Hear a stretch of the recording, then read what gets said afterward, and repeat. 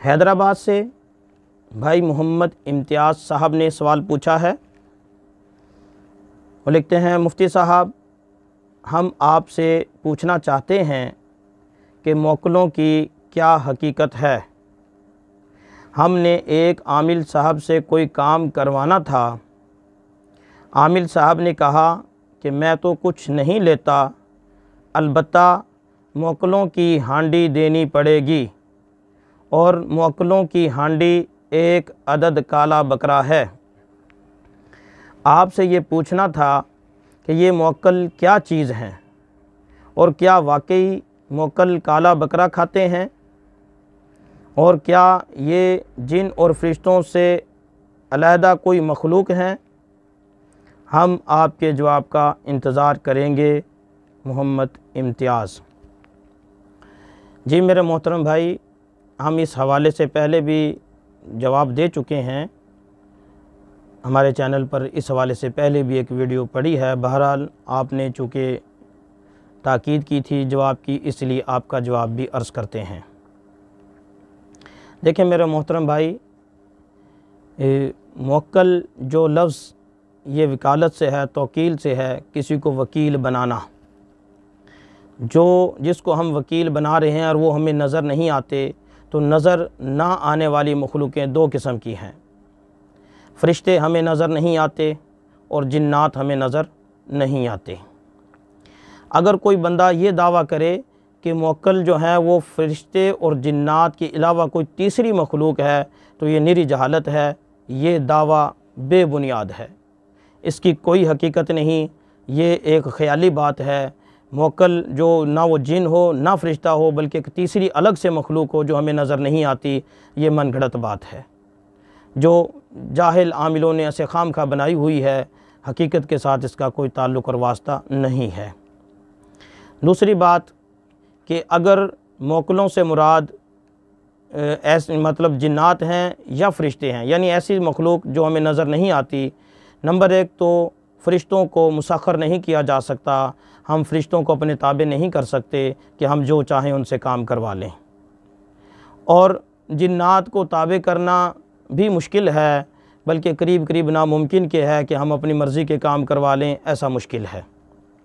बहरहाल अगर ये फ़र्ज़ महल मान भी लिया जाए, इस बात को तस्लीम कर भी लिया जाए कि जिन्नात को ताबे कर लिया है और जिन्नात के ज़रिए से अपना काम करवाते हैं, तो फिर ये काले बकरे वाली बात गलत हो जाएगी कि हदीस में आता है, नबी करीम सल्लल्लाहु अलैहि वसल्लम ने इरशाद फरमाया कि हड्डी से इस्तिंजा ना करो कि तुम्हारे भाई जिन्नात की खुराक है। और एक दूसरी रिवायत में आता है कि जिन्नात की जो खुराक है वो हड्डी है और गोबर है। अब अगर तो इन मौक्किलों को जो जिन्नात हैं इनको इनकी खुराक देनी है, तो इनकी खुराक या तो गोबर बनती है या हड्डियाँ बनती हैं। इन दोनों में से कोई चीज़ आमिल साहब को जाकर दे दीजिए, ये गोबर ले लीजिए, जिन्नात को खिला दीजिए या हड्डियाँ खिला दीजिए। काले बकरे की बात सरासर जहालत पर मबनी, धोखे पर मबनी है। खुद आमिल साहब ने यह बकरा रखना है।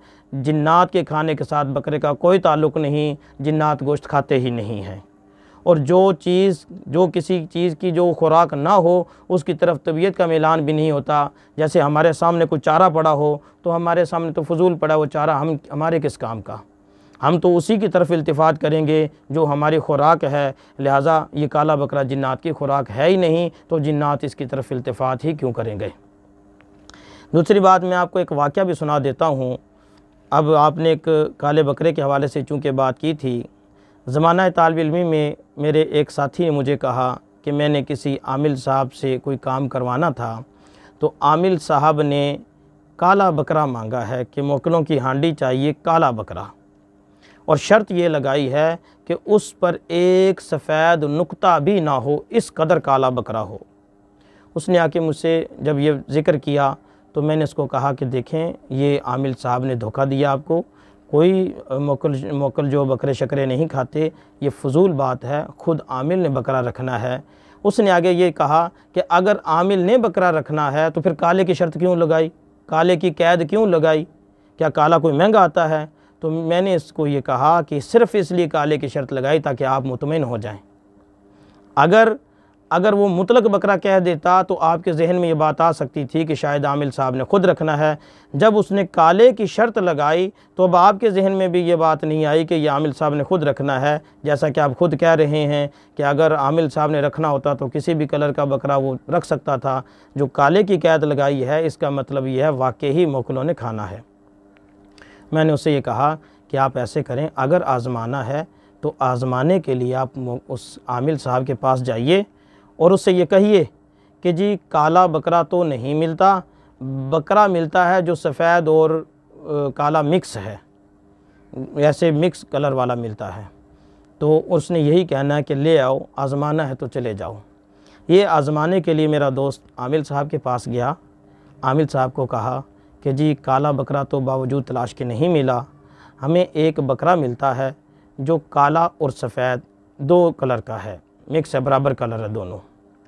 आमिल साहब ने थोड़ी देर सोचा और कहा चलो ठीक है ले आओ। वो आया, मेरे पास वापस आया और मेरे पास वापस आया और उसने कहा कि कहते तो है, आमिल साहब ने कहा तो यही है कि ले आओ। मैंने कहा अभी भी नहीं, आप ऐसा करें, आमिल साहब के पास दोबारा जाएं और ये कहें कि वो सफ़ेद और काला तो बकरा निकल गया, वो तो बिक गया, एक और बकरा है जो बड़ा कद शान वाला बकरा है, बहुत बड़ा बकरा है, बड़ा महंगा बकरा है, लेकिन है टोटल का टोटल सफ़ेद है, उस पर काला एक नुक्ता भी नहीं है, सारा सफ़ेद लेकिन बड़ा बहुत है, बड़ा महंगा बकरा मिल रहा है और हमें मुनासिब कीमत में मिल रहा है, अगर इससे काम चल सकता है तो ये ले आऊँ। आमिल साहब ने थोड़ी देर सोचा, मुराकबा किया और कहा उसकी आँख तो काली है ना, बस ठीक है यही ले आओ। तो अब गर्ज आमिल साहब को चाहिए ही बकरा था, काले वाला महज एक ड्रामा था कि वो जो आमिल साहब के पास जो बंदा आया हुआ था काम कराने के लिए, उसे मुतमईन करने के लिए, उसे इत्मीनान दिलाने के लिए काले की कैद लगाई थी। हकीकत में काले बकरे का मोकलों के साथ कोई ताल्लुक़ और वास्ता नहीं था, फजूल बात थी, ख़ुद आमिल ने बकरा रखना था और चेप दिया उन्होंने मोकलों की तरफ के मोकलों की हांडी है। और तीसरी बात, मैं अकली बात भी मैं ये करता हूँ, अकली तौर पर भी जो बकरा काले, अगर मोकल गोश्त ही खाते हैं तो काले बकरे का भी गोश्त वैसा ही होता है, सफ़ेद का भी वैसा ही होता है। ये जो काले की कैद लगाते हैं तो उनसे ये पूछिए कि अगर आमिल साहब से ये पूछिए कि अगर मोकल ने बकरे का गोश्त ही खाना है तो काले बकरे का गोश्त को ख़ास होता है, वो भी तो सफ़ेद बकरे के गोश्त के जैसा ही होता है। गोया कि सारी की सारी ये बात आमिलीन की जो है ये झूठ पर मबनी है।